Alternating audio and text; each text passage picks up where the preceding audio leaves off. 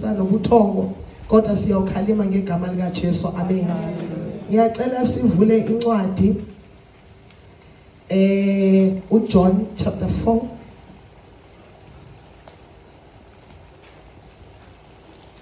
John chapter 4. Sizofunda nje simane sijampa ngenxa yesikhathi. Hallelujah. Ngicela sifunde from verse 1 to 4, sithi 7, sithi 11, sithi 15, sithi 28. John chapter 4, 1 to 4, sithi 7, 11, 15 and 28. Now when the Lord knew that the Pharisees had been told that Jesus was winning and baptizing more disciples than John, though Jesus himself did not baptize but his disciples, he left Judea and returned to Galilee. It was necessary for him to go through Samaria. Presently, when a woman of Samaria came along to draw water, Jesus said to her, "Give me a drink." Verse 11. She said to him, "Sir, you have nothing to draw with, and the well is deep. How then can you provide living water?" 15. Verse 15. The woman said to him, "Sir, give me this water, so that I may never get thirsty, nor have to come here to draw." Then Jesus said to her, "Woman, believe me, a time is coming when you will worship the Father, neither in this mountain nor in Jerusalem." 28. Then the woman left her water jar and went away to the town, and she began telling the people. Hallelujah. Amen. Inamandla iyaphila lento ifanele ngaphakathi kimi. Baba wethu olungile, Baba wethu ingcwele, ise wenkosi wethu uJesu, nali Nkosi izwi lakho sesilifundile. Baba wethu onamandla onke, sesisikhathi sakho. Thixo wethu onamandla onke, siyathandaza ngegama lika Jesu Kristu waseNazaretha kuthi Nkosi ingqondo yonke imicabango yonke Baba wethu onamandla onke siletha ekuzweni izwi lakho. Khuluma ke Nkosi, sesifikile Nkosi esosikhathi. Baba wethu onamandla onke ubosibekile kwamandulo. Baba wethu onamandla onke bowazi ke Nkosi ukuthi lolu suku sobe simile kule ndawo simela amazulu. Aye wehle ke Thixo wethu olungileyo. Baba wethu ingcwele na umhlambi wakho nangamantombazana. Moya ingcwele zambule namhlanje. Baba wethu onamandla onke inhliziyo zethu asiguqulwe ngalo Nkosi izwi lakho. Khuluma ke Nkosi, silalele inhliziyo zethu zonke. Siyaziletha Nkosi ekuzweni izwi lakho. Egameni lika Jesu Kristu waseNazaretha. Amen. Indaba yami namhlanje bazalwane, uma ngaba nesihloko ngathi something must break. Hallelujah.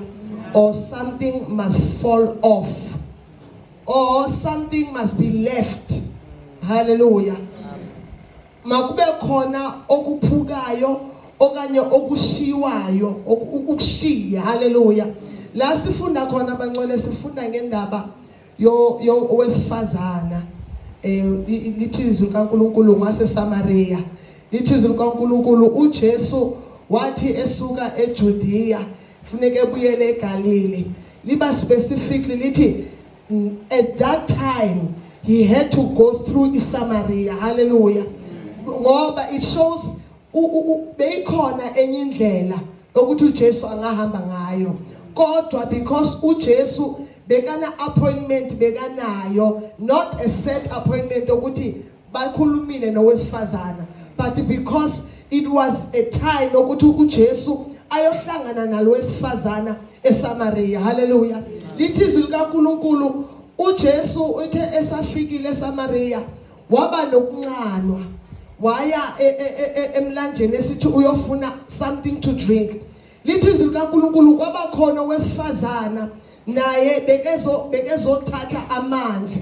But what surprises me with this woman, lithi izwi likaNkulunkulu mawufunda kahle uverse 4 la egcineni, lithi it was noon, lokuthi bekungathi kuba ntambama uma lo mfazi ezokha amanzi. Ungasibuza nje ukuthi why lo mfazi engezanga ekseni ezokha amanzi.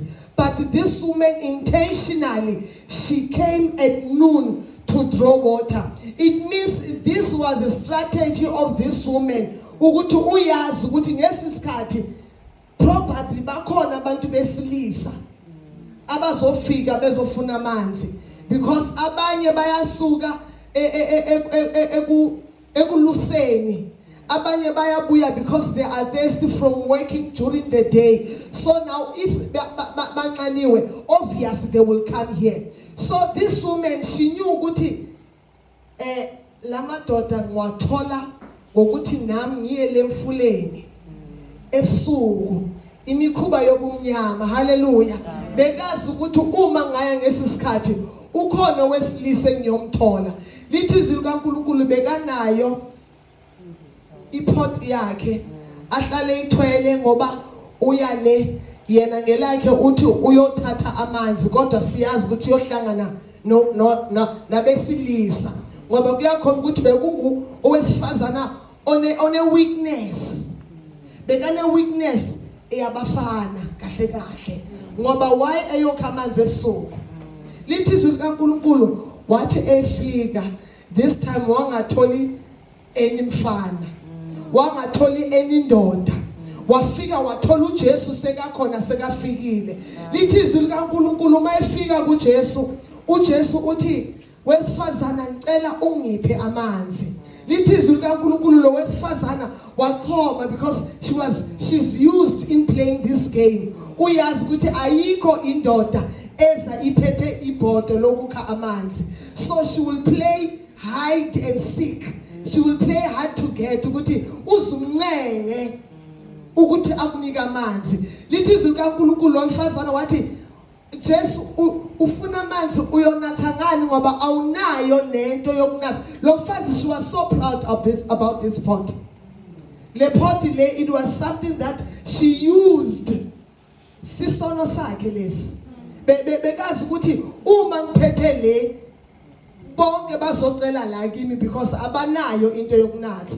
Le pot le, she was so confident ngayo. Beka confident ngesisono sakhe ukuthi I know uma mina ngaye ebusuku akekho iphethe lento enginayo, kodwa mina nginayo into ekumele ukuthi bangincenge ngayo sengiyabathola. Hallelujah.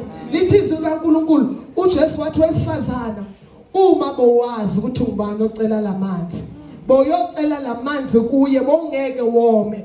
Lithi izwi likaNkulunkulu lo wesifazana athi ngamanzi anjani la wena unawo, ngamanzi anjani la ukuthi angeke ngiphinde ngibuye. Ukuthi naye lo mfazi la sifunda khona, lithi izwi likaNkulunkulu wathi ngicela nami unginike, ngiyacela nami ungiphela amanzi ngoba sengikhathele ukuza la nami. Usho ukuthi lesi sono sakhe nabeka sakhathele, kodwa adinga umlamleli oyomlamlela kwesisono asithwele. Yabona mawungenayo uJesu bazalwane, izinto uzenza nanoba ungasafuni ngoba kukhona umoya ogibelayo.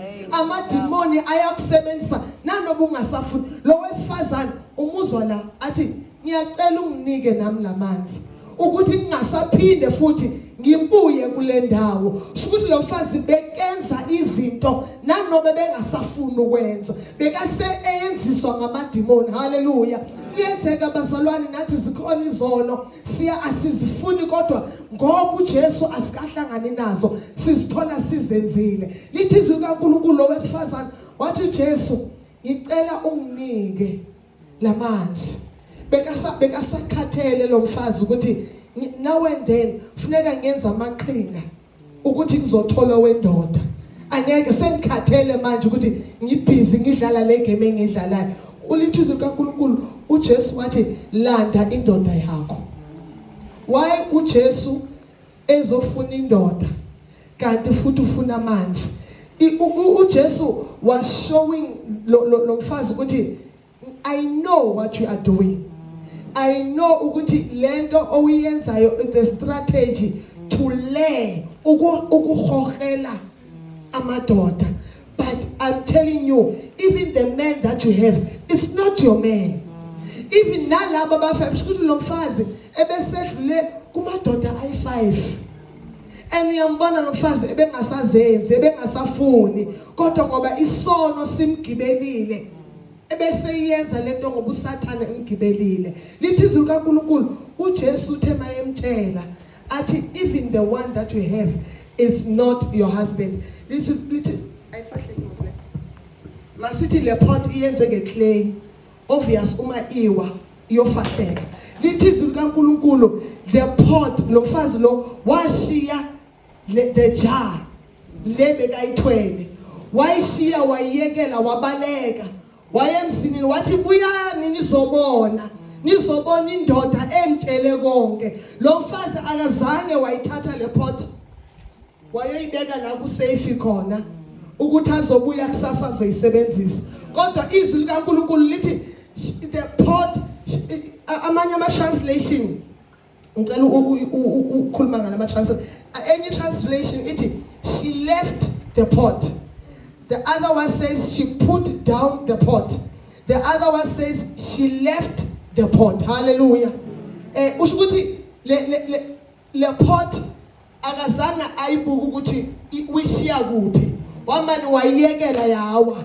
Mhlawumbe nokufahleka yafahleka le pot ukhomba ukuthi angiphinde ngibuyele le. Inkinga esinayo namantombazana sesilina. Sinamantombazana ukuthi bona ezaba ipot abazilahle. Bavele bahambe bayozifihla. So that again uma sebahlangene naJesu emini bathi uJesu ebusuku baphinde babuye bazothatha izono zabo bayenza imikhuba yobumnyama. Kodwa uJesu mayesefikile ngoba uJesu wafika kwintombazana eyaseSamaria. Intombazana eyaseSamaria yalahla the pot. Yalahla isono sayo yagijima intombazana yayomemezela ngoba uma uJesu ethule umthwalo intombazana iyakwazi ukufakaza. Intombazana iyakwazi ukuthi ngimbonile lo ngibonayo. Haleluya. Intombazana ukukhuluma kwayo kwaguquka, ukwenza kwayo lithi izwi likaNkulunkulu nabantu babona ukuthi le ntombazana seyitshintshile. Ayisayenzi imikhuba yobumnyama ngoba ilahlile. Sinenkinga bazalwane bokuthi sinamantombazana abathi bahlangene naJesu kodwa ebusuku they go back. Bathwala izono zabo. Umuntu ayenza umkhuba wobumnyama.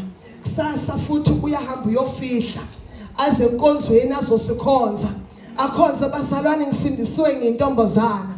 Ebusuku langamalishona ahamba elanda isono sakhe aphinde futhi one. Bazalwane uJesu mayesefikile ukulahlisa konke. Sinenkinga abazalwane amantombazana angafuni ukulahla konke. Kanti kuyalahlwa masofikile kuJesu. uJesu is able, Heavenly Father is able ukusenza ukuthi simphilele siyenze intando yakhe. It is not by our power. Angeke sikwazi ukuzenzela thina. Kodwa nguJesu yena yedwa uma sinomvumela ukuthi angene ahlale kithi. Intando yakhe iyenzeke empilweni zethu. Nguye oyosikhonisa. Sibona lo wesifazana ashiya isono sakhe egijima engene emzinini abatshela ukuthi buyani ukhona lokutshele konke. Buyani nizombona. Niyamkhumbula noMaria. Even her speech changed. Uma esefika emzini kaElizabeth. Lithi izwi likaNkulunkulu uma efika kuElizabeth ebingelela uElizabeth athi what kind of a greeting is this? Because ukuchinja sokungene into ekhona entombazaneni. Intombazane noJesu, even your speech changes. The way you do things, it shows. Bonke abantu bayabona ukuthi manje sowutshintshile. because uJesu sekafikile intombazana. Bazalwane, it's a great mistake uma singathi sitshintshile, uma singathi sihlangane naJesu kodwa sisabuyela kwemikhuba yobumnyama. It's a mistake bazalwane. Angeke asiyekeni udlala isonto bazalwane. We are not here to make money. We are not here to entertain each other. We are here ngoba sifuna ikhaya izulu. Bazalwane, asiguqukeni. Asiyenzi intana. We are not here to play Assemblies of God. Ukuthi asigqokeni black and white, asambeni siyoshaya uJJ na JD, asambeni siyohambe sogida, sikhwekwe senze konke. Kanti our main object ukuthi simamkele uJesu njengenkosi nomsindisi, ngoba nguye oyosikhonisa endleleni, nguye oyosihambisa endleleni. Yebo khona endleleni akusilula, zikhona i-challenges zendlela, kodwa ukhona lo osibizile. Uma ekubizile angeke ukuyekele. Asiboni even here sibona umfazi waseSamaria sithi sesimbona ukuthi nangisobuyele emuva, but what we heard ukuthi walahla waphinde wagijima wabatshela le ukuthi abuyani nizombona, because uJesu eyiguqulile impilo yakhe. Mantombazana, ngizoncenga namhlanje asiyekeni ukumani siyolanda izono. Asiyekeni bazalwane. Bazalwane, sikhona izono asikujola kodwa. Omunye ngathi angisajoli vele mina ngiyekelela ukujola. Sikhona ezinye izono bazalwane zokuhleba. Sikhona ezinye izono bazalwane ezingabonakali kodwa uNkulunkulu uyazibona. Hallelujah. Ake siyekeni bazalwane umane siyogubhulula izinto uJesu asiyeke sezona. Ake siyekeni bazalwane ukuza uyayazi ukuthi awukashiyi usaphethe sakho isono.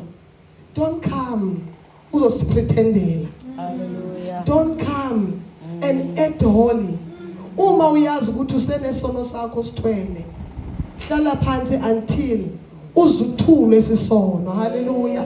Sesiva buhlungu nje sesilina abantwana bethu angeke basatshintsha because babhizi bazosiqinela la phambili, babhizi bayenza abajayiva bayenza konke kodwa bathwele izono.